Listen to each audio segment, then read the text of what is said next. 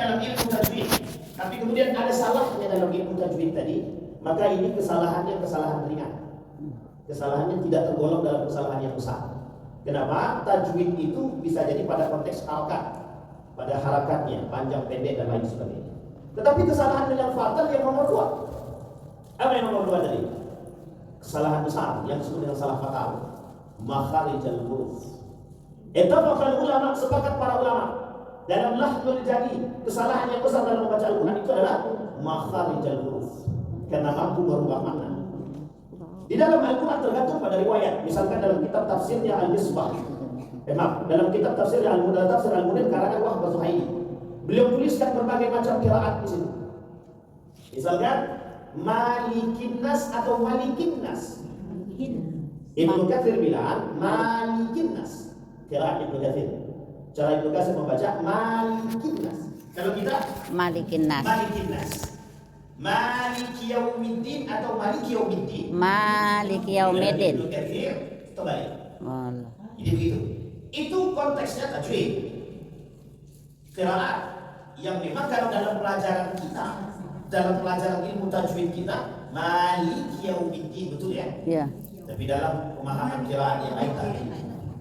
Karena dulu penulisan mushaf Al-Quran oleh Utsman bin Affan, yang oleh ketika itu Zaid bin Thabit diminta oleh Utsman bin Affan dan Ali bin Abi Thalib, diminta orang-orang ini untuk memecahkan dan menyingkirkan semua qiraat-qiraat selain daripada Quraisy. Semua bentuk macam daripada baca Al-Quran kecuali Quraisy. Yang tersisa harus Quraisy. Tidak boleh yang lain. Dalam bahasa Arab pisang itu mauzun, tapi dalam Al-Quran pisang bukan mauzun.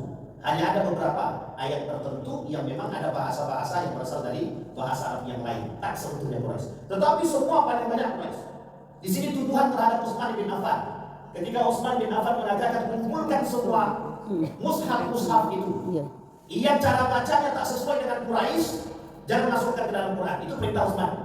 Sehingga apa kata orang-orang yang berada di sekeliling kota Mekah dan kota Madinah ketika itu? Utsman sudah melakukan penipuan terhadap Al-Quran. Itu tuduhannya kepada Utsman. Kenapa orang menuduh itu kepada Utsman? Karena konteks itulah. Yang kedua, karena Utsman menghapus beberapa ayat yang kemudian dianggap itu sebenarnya oleh para kata mereka harus dimasukkan ke dalam Al-Quran, tapi Utsman tidak masukkan karena punya makna yang sama. Sehingga kata Utsman, jadi an-nasxu fil Quran, ayat-ayat yang dihapus di dalam Al-Quran itu ada 2 paling tidak. Satu yang dihapus ayatnya, yang kedua yang dihapus hukumnya. Ayatnya ada, hukumnya tak ada. Ayatnya tak ada, tapi hukumnya ada. Nah, itu contoh saja dalam Al-Quran. Jadi Bapak Ibu sekalian yang berbahagia, itu konteksnya. Nah, ada pemahaman yang ketiga, man lam yataghanna bil Quran falaysa minni. Orang-orang yang membaca Al-Quran tapi tidak dari nazam yang sudah disesuaikan. Orang-orang yang membaca Al-Quran tapi nazamnya tidak disesuaikan, nazamnya tidak sesuai dengan apa yang pernah diajarkan oleh baginda Nabi Muhammad SAW. Dan ini perdebatan para ulama. Kita ambil contoh. Yasir Arafat. Pernah dengar nama ini? Siapa dia Bapak Ibu Yasir Arafat? Pemimpin Arab. Siapa Bapak Ibu? Pemimpin. Salah. Yasir Arafat ini yang pernah baca Quran di istana dengan langgam Jawa. Pernah dengar nama ini? Ini membuat negara Republik Indonesia heboh seheboh-hebohnya. Sampai banyak yang turun tangan ulama-ulama qiraat di dunia hanya untuk membahas langgam Jawa. Jadi Yasir Arafat ini seorang dosen salah satu universitas Yogyakarta. Sebelum beliau itu hari terakhir, kalau saya tak salah, itu hari terakhir beliau di Yogyakarta, kemudian beliau pindah ke Medan. Jadi dosen di Medan. Dan beliau kalau saya tak salah dari HMI, Himpunan Mahasiswa Islam. Ketika itu diminta oleh Sayyid Luqman Al-Hakim untuk membacakan Al-Quran, Qari di Istana Negara, tapi dengan langgam Jawa. Saya minta Luqman Al-Hakim. Kebetulan beliau adalah guru saya. Kami pernah ikut talaki bersama Yasir Arafat ini. Namanya memang Yasir Arafat. Jadi ketika beliau membacakan di istana, hari ini beliau berbicara mengaji tentang langgam Jawa di istana. Hari itu juga malam itu booming. Sampai dianggaplah ini sesat dan ini tak sesat dan lain sebagainya. Muncul satu persepsi ketika itu yang disebut dengan Islam Nusantara. Nah, ini dah kita bahas kemarin. Islam Nusantara. Ini kaitannya dengan itu memang. Kemarin saya tak sampaikan. Jadi Islam Nusantara. Kata mereka begini. Sebagian para ulama-ulama yang liberal itu mereka kata begini. Ini adalah ciri khas ngajinya Indonesia dengan langgam Jawa. Siapa yang punya komentar ketika itu? Quraisy Shihab turun tangan, Muammar turun tangan, para kali qiraat yang memang legal di Indonesia ketika itu turun tangan, turun gunung hanya untuk membahas masalah itu. Keluar fatwa Majelis Ulama Indonesia tentang, bukan fatwa, Majelis Ulama Indonesia memberikan komentar perdebatan para ulama. Ada yang mengatakan kalau tak sejalan dengan sanad yang sudah sesungguhnya, maka itu tak masuk dalam kategori nazam. Maka yang dibahas ketika itu oleh para ulama adalah bagaimana memaknai kalimat nazam, irama. Sehingga irama itu harus disesuaikan dengan apa yang pernah disampaikan baginda Nabi Muhammad SAW. Al-Quran turun dengan 7 huruf. Ini yang tidak boleh diingkari. Al-Quran itu turun itu dengan 7 huruf. Maksud 7 huruf ini itu dengan 7 logat. Makanya jangan salah ketika ada orang baca Quran, dia baca Quran. Umar bin Khattab ketika bermakmum dengan seorang sahabat, saya lupa nama lengkap sahabat itu namanya. Jadi Umar sedang bermakmum kepada sahabat tadi. Kok ayat yang dibacanya nggak sama ya? Artinya cara bacanya kok nggak sama? Bingung Umar bin Khattab. Selesai sholat dia tariknya leher kerah bajunya. Ente sudah sesat mempermainkan ayat Al-Quran. Tapi kata sahabat tadi, Nabi bacakan sama saya kayak gitu. Umar bin Khattab tidak mau beragama, manusianya kan temperamen. Itu ciri khas yang tak pernah bisa dihilangkan dari Umar bin Khattab. Ditarik kerah bajunya, dibawa langsung ke Nabi. Sekarang kata Nabi ada masalah apa? Ini kuat-kuat nih. Nah disitulah kalimat muncul bahwa ada orang-orang yang membuat-buat dalam Al-Quran, membuat-buat dalam ayat Al-Quran. Setelah dihadapkan kepada Nabi, apa kata Nabi? Akra'uhu hakadha wa akra'uka hakadha. Aku bacakan ke dia dengan model begini dan aku bacakan kepadamu dengan model begitu. Boleh. Ketika itu muncul hadis Nabi yang disebut dengan wa anzalal Qur'ana ala sab'ati ahruf. Kami turunkan Al-Quran kata Allah dengan 7 huruf. Nah pemahaman 7 huruf ini semua para ulama Al-Quran berbeda pendapat. Yang paling kuat mengatakan makna daripada 7 huruf itu adalah logat. Sehingga Arab itu banyak. Arab itu banyak, tidak bisa satu. Jadi bahasa-bahasanya berbeda. Kita ambil sekarang itu Mesir. Mesir tak sama dengan bahasa Arab Mesir tak sama dengan bahasa Arabnya Saudi Arabia. Secara logat tak sama. Pintaruh, anaruh kira. Ini orang-orang Mesir. Kalau Arab lain lagi, Saudi lain lagi.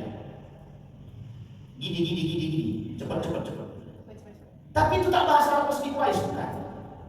Dalam bahasa Arab resmi yang tertera di dalam Al-Quran yang disebut dengan paling banyak mendominasi bahasa Arab Quraisy, seperti yang kita baca, seperti yang kita hafal, seperti para ulama-ulama menghafal dan membaca, itu bahasa Arab resmi yang tertulis di dalam Al-Quran persis.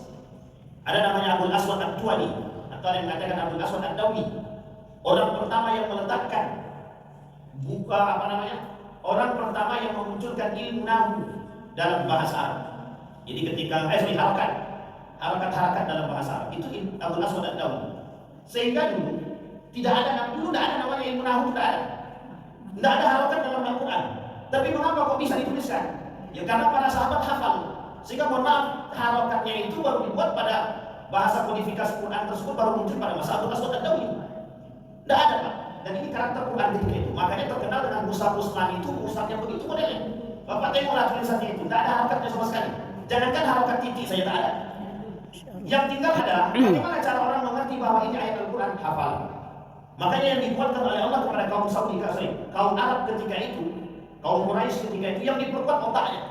Bagaimana mereka menghafal Al-Quran. Jadi tak salah kalau orang-orang Arab itu banyak yang mudah menghafal Al-Quran, ya itu sudah biasa. Karena memang mereka diperkuat secara. Untuk apa?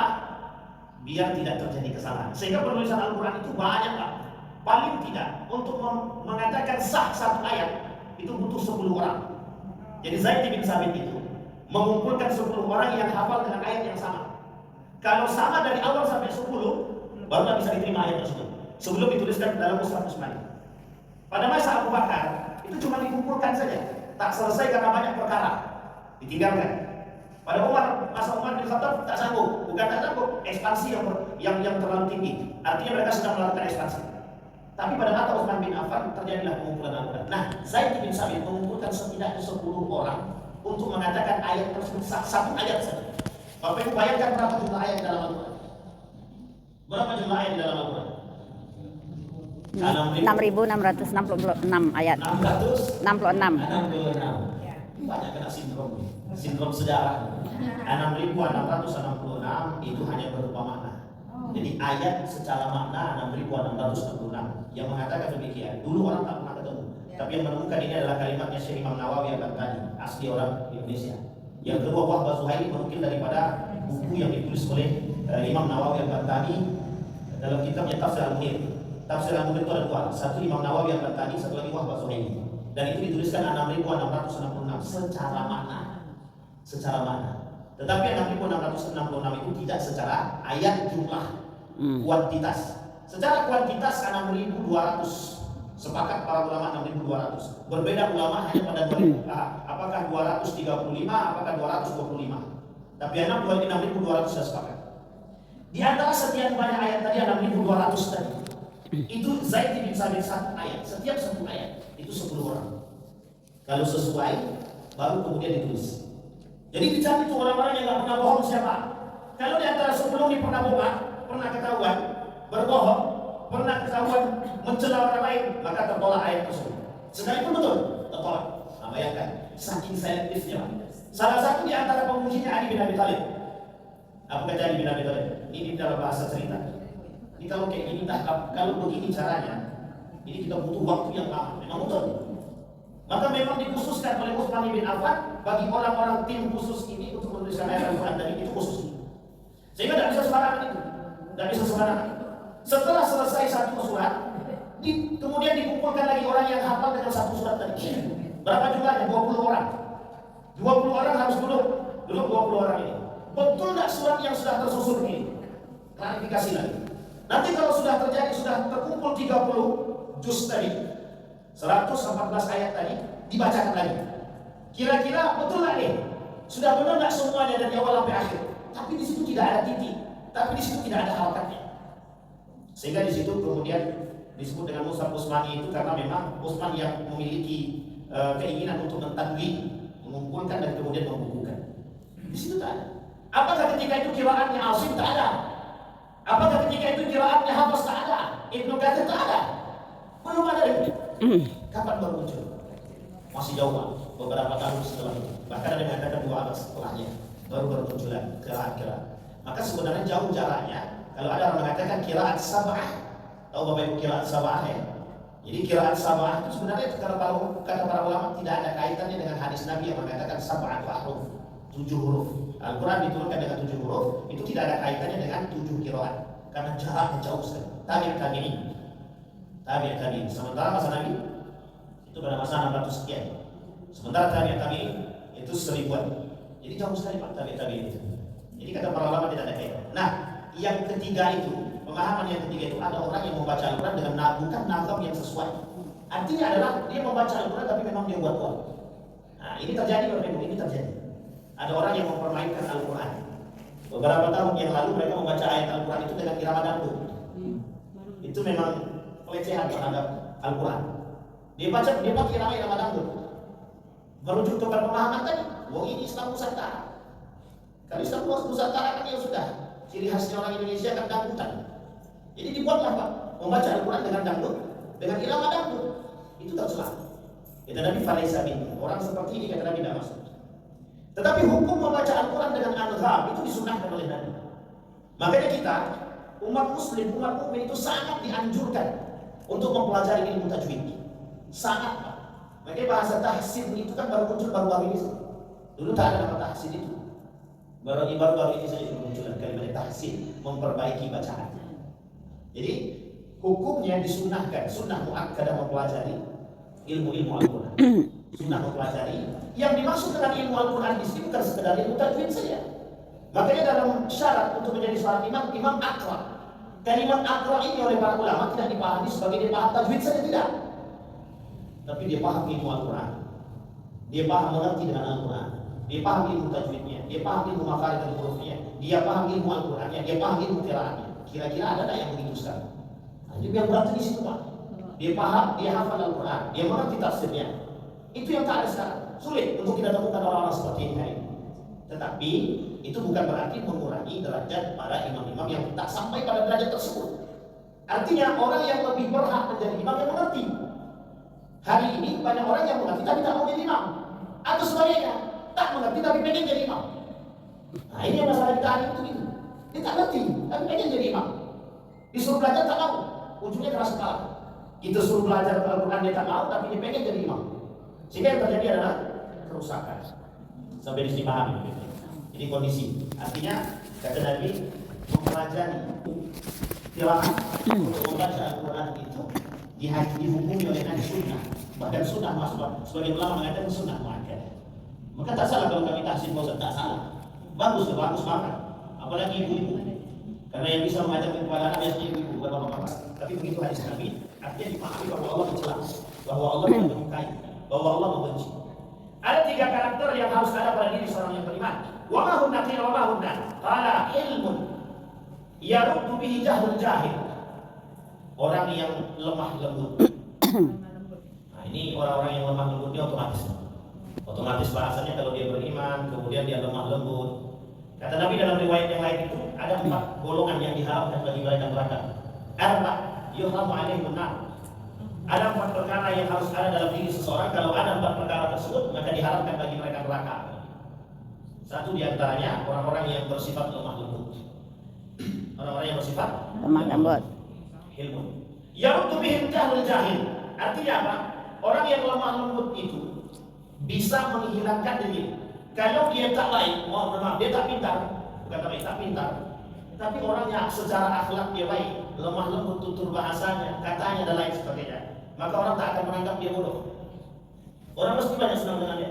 Jadi masalah itu adalah bagaimana caranya ketika orang tersebut bisa berlemah lembut. Hari ini orang-orang yang lemah lembut itu sedikit, yang banyak orang kasar.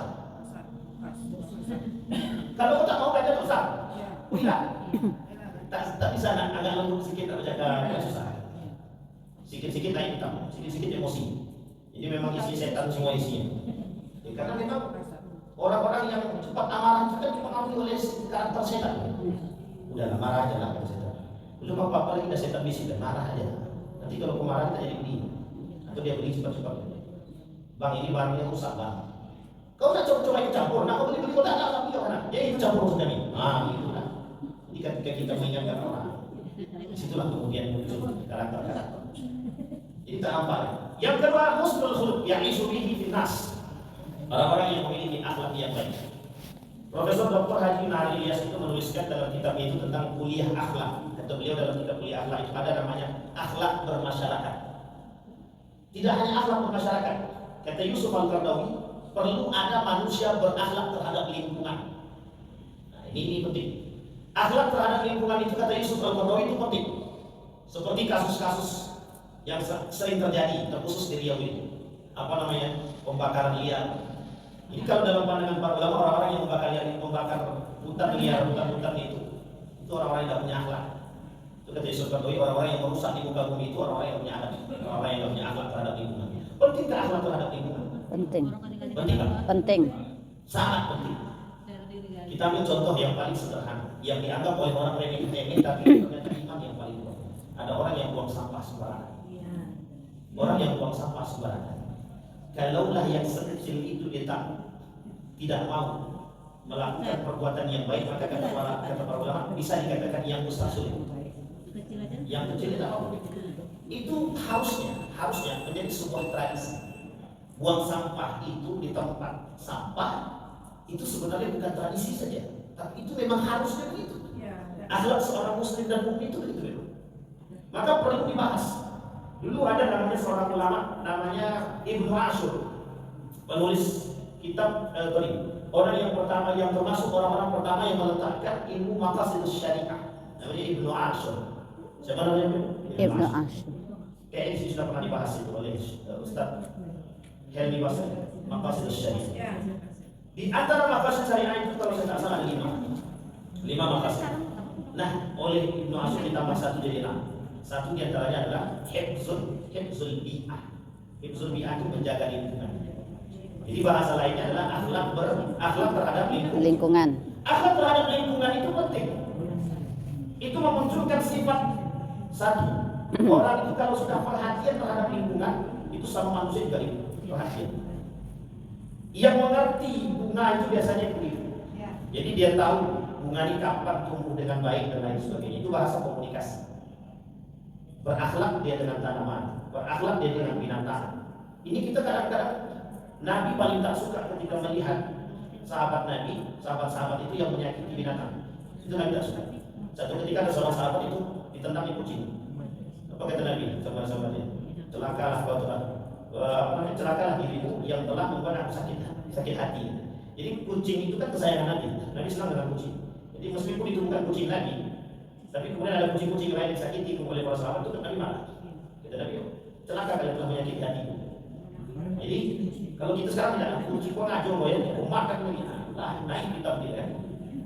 Kalau kemudian manusia ini kata Gus Wahab, kalau adalah manusia yang marah terhadap kucing, dia sedang tidak memiliki akal.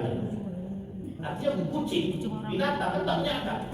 Ketika mereka melakukan perbuatan yang sesuai dengan apa yang mereka alami, mereka insting mereka, itu kan memang hal yang wajar bagi mereka. Tapi kemudian ketika kita marah kepada makhluk yang tidak berakal, berarti jadi manusia tersebut sedang tidak punya akal. Itu kata Gus Wahab dalam guyonannya. Artinya memang betul Bapak. Kita penting memunculkan karakter-karakter itu, artinya bagaimana kita berhusnul khuluq atau berakhlak terhadap lingkungan. Kadang mata ini senang melihat yang indah, tak senang melihat dengan kerusakan. Artinya apa? Ketika ada orang melihat, ketika ada orang buang sampah sembarangan atau khusus di tengah jalan, itu naik pitam. Ya orang kadang saya pernah itu ketok pintu mobil, kadang kita pakai motor itu. Dia buang kulit pisang sembarangan di Yogyakarta kalau saya masih kalau saya tidak salah. Dibukanya kaca, dibuangnya di tengah jalan, kena ke motor kita ingatkan. Saya bilang sama dia, Pak jangan buang sampah sembarangan. Bapak itu seperti manusia tak ada saja. Banyak buang sampah kalau tidak tahu di mobil setelah sampah itu dibuang. Jangan mencemarkan melakukan pencemaran. Kita ini sudah global warming, sudah parah. Tingkat pemanasan global kita tidak parah. Tapi yang kemudian menjadi masalah adalah kita bisa menegur orang lain, tapi kita tidak bisa menegur teman sendiri. Di waktu yang bersamaan itu Allah uji saya, Pak. Ketika saya habis tutup pintu orang, kawan saya kan bisa dibuang sampah tadi sembarangan. Saya habis menegur orang, kemudian teman sendiri yang buang. Kita sanggup pakai online. Saya bilang ini karakter kita. Orang-orang tidak mau punya perhatian terhadap lingkungan. Jadi membuang sampah sembarangan itu cuma ada dalam pelajaran. Nah, jangan buang sampah sembarangan. Tapi kadang-kadang orang tua justru buang sampah sembarangan. Anak kecil mungkin tak mau negur, segan dan atau mungkin takut untuk menegur. Yang kedua, terjadinya dampak daripada banjir dan lain sebagainya bisa jadi karena ini. Apa kaitan kerusakan alam ini dengan perintahnya Allah di dalam Al-Quran atau pernyataan Allah di dalam Al-Quran, kerusakan disebabkan oleh tangan umat manusia sendiri? Itu disebabkan karena itu perhatian umat manusia terhadap yang kecil itu kurang, sangat kurang. Jangan-jangan akhlak bermasyarakat itu akhlak dengan lingkungan, apalagi akhlak dengan masyarakat. Tinggal samping berdempetan tapi tak kenal, sudah 2 tahun baru tahu namanya. Nah itu kan parah sekali. Rumah bersebelahan tapi tak kenal. Kasus ini banyak ditemukan orang-orang yang tinggal di rumah, dia tak menamakan, tapi memang ada orang-orang yang tidak saling kenal. Nabi mengajarkan kita bermuasyarah, bermuamalah dengan baik. Ashiruhum bil ma'ruf. Bermuasyarah dengan baik, bermuamalah dengan baik.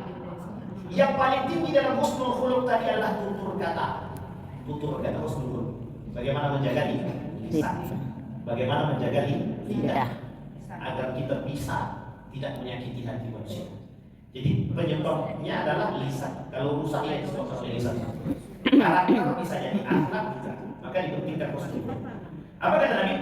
Orang yang punya husnul khuluq, orang-orang yang punya akhlak yang baik. Salah satunya kata Nabi dalam riwayat yang lain tadi, 4 orang yang diharamkan masuk dalam neraka tadi adalah yang kedua husnul khuluq, orang-orang yang punya akhlak yang baik. Jadi bagaimana kita harus punya akhlak yang baik? Kita melihat merujuk kepada baginda Nabi Muhammad SAW. Maka perlu dipelajari. Saya mengharapkan Bapak Ibu semua punya buku. Judul bukunya Syama'il pribadi saja. Kalau tak dipelajari pribadi saja. Itu hadis-hadis tentang karakter dan sifat-sifat Nabi sudah ada di sini. Pelajari Pak, itu lengkap semua. Cari, belajar, baca. Bagaimana Nabi tidur, bagaimana Nabi bertutur kata, bagaimana Nabi berpakaian. Di situ disampaikan dalam kitab Syama'il Muhammadiyah. Oh tak bisa di bahasa Arab itu, kita sudah banyak terjemahannya dalam bahasa Indonesia. Baik, yang ketiga, wara. Yang ketiga itu wara. Wara itu apa wara itu? Orang yang meninggalkan syubhat. Yang syubhat ditinggalkan namanya wara. Kalau yang haram ditinggalkan sama. orang yang meninggalkan perkara-perkara syubhat, orang yang meninggalkan perkara-perkara wara, perkara-perkara yang haram. Min husni islamil mar'i tarkuhu ma la ya'nihi. Kali hadis ini sederhana. Ulama hadis itu mencoba menjabarkan kalimat ini itu banyak sekali pemahamannya. Kenapa? Bahasanya sederhana oleh Nabi. Apa kata Nabi? Sebaik-baiknya keislaman seseorang itu meninggalkan perkara yang tidak penting. Sekarang pertanyaannya, perkara yang tidak penting itu apa? Orang mencari standar, apa yang disebut dengan tidak penting? Rokok penting kan bukan? Jangan disebut bapak-bapak yang rokok. Itu adalah ulama tidak penting. Tapi kemudian banyak umat muslim yang melakukan hal demikian. Tenang, aman. Sampai di sini Pak. Ini setelah sampai pada rokok. Memang begitu Pak. Kita membahas itu. Banyak hal yang tidak penting yang dilakukan oleh umat muslim. Banyak hal yang perbuatan-perbuatan yang tidak bermanfaat, tapi itu yang dilakukan. Kenapa? Karena perhatian terhadap sesuatu yang bermanfaat itu kurang. Sehingga mohon maaf, fa idza faragta fansab wa ila rabbika farghab. Kenapa Allah kata, kalau kalian kosong, punya waktu yang tersisa, manfaatkan. Kata para ulama, ar-raha fi tabadul a'mal. Yang namanya istirahat itu istirahat itu yang sebenarnya istirahat itu adalah berganti kepada pekerjaan yang lain, istirahat. Kalau kita istirahatnya kan tidur, yang berduduk santai kan gitu, ngopi, makan goreng pisang. Tapi begitu saja. Tapi kata para ulama yang lain, ar-raha fi tabadul a'mal, istirahat itu adalah bergantinya satu kegiatan pada kegiatan yang lain. Yang tadinya berat menjadi ringan, yang tadinya ringan menjadi lebih ringan. Ini yang sudah apa? Artinya pada saat tafansur tadi, dampaknya ternyata besar Pak. Dampaknya besar. Banyak orang yang melakukan perbuatan yang tidak bermanfaat, sesuatu yang tidak bermanfaat yang sering dia lakukan, maka sesuatu perbuatan yang bermanfaat akan menjadi susah untuk dilakukan. Ada seorang profesor dari Amerika itu, beliau bawa gelas ke dalam kelas. Mahasiswa bingung ngapain profesor bawa gelas. Kemudian di dalam tasnya diambil batu besar. Batu besar, ada pasir, ada air. Kemudian batu tersebut beliau isi ke dalam gelas. Ketika batu tersebut dia isi ke dalam gelas, ini ilustrasi yang bagus menurut saya. Beliau masukkan batu tersebut ke dalam gelas. Dia tanya kepada mahasiswa tadi, kira-kira masih bisa tidak diisi gelas ini?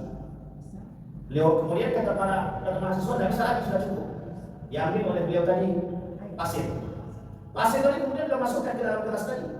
Masih bisa masuk. Kemudian beliau tanya lagi sama mahasiswa, masih bisa tidak dimasukkan lagi? Mahasiswa bilang tak bisa. Beliau ambil air tadi. Barulah kemudian beliau tuangkan. Artinya kata beliau, hari ini banyak orang yang memasukkan air terlebih dahulu, pasir terlebih dahulu, sehingga batu tak bisa masuk. Tapi kemudian coba kita balik, masukkan dulu batu tadi, baru pasir, baru air. Artinya apa? Sesuatu yang bermanfaat yang kita kerjakan, yang lain itu hidup. Yang perbuatan-perbuatan tak bermanfaat itu secara otomatis tersendiri sendirinya. Pun kalau ini dimasukkan masih bisa, masih ada peluang.